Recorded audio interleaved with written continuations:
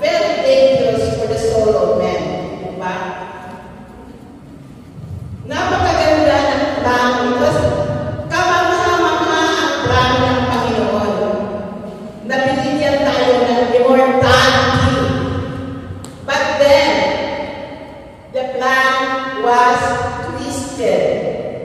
because of the envy of Satan. He orchestrated a plan of deception and in-impression ng mga una namin ninuno, in-embrace nila yung deception na ginawa ni Satan. Ito ang naging dahilan ng pagbagsak ng humanity. This is the fall of humanity.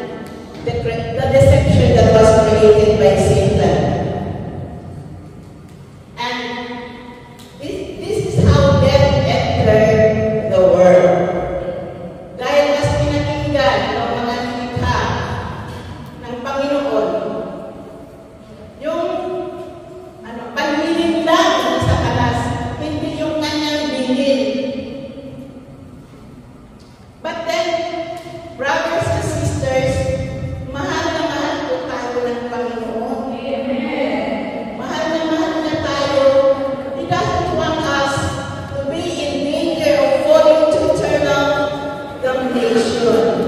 Yung walang hanggang kamatayan sa apoy na impyerno. Ayaw na po. And then He planned to rescue us. Itong reading na ito is pointing to the gospel. Kasi ang substance and excitement of this is on the gospel. So the plan of the Lord is to rescue us. And we are very grateful for that. Nirescue na tayo. Pinadala niya ang kanyang anak to rescue us. And offered Himself that His blood be poured out on the cross. He gave us His life for us to be reached back to the Father. Yung cross, yung dugo niya naging tulay para may langit ulit tayo sa kataas-taas ng Diyos, ang ating amang Diyos. Mga kapatid, kung wala yung kanyang rescue, we are in the danger of falling to eternal damnation. Amen po ba? Death has cut off us completely from the relationship to our Creator. That's why the rescue niya po tayo pinadala niya ang Panginoon alang-alang sa kanyang pagmamahal sa atin. And then the Lord came, pointing to the gospel, healing us, not just in the body, but healing our soul. Mas maganda kung ang Panginoon ang nagpapagaling sa atin. Dahil pati kaluluwa natin ay pinapagaling niya. Dahil lahat po ng mga dumi natin ay nilalason ng ating kaluluwa, ang ating isipan, ang ating espiritu. Sa mundo natin ginagalawa mga kapatid, nakikita natin ang mga characteristics ni Satan. He is creating destruction. He kills. He steals. Ano ba ang nanakaw niya sa atin? Ang ating kasiyahan, diba? Kung hindi niya papatayin, nanakawan niya. Anong nanakaw niya? Ang ating kasiyahan. He steals our health. And He creates destruction. Ito po ang ating nakikita sa mundo na ating ginagalawa. Pero sa ating mga kumakain ng salita ng Diyos, linggo-linggo, may sarili na tayong mundo.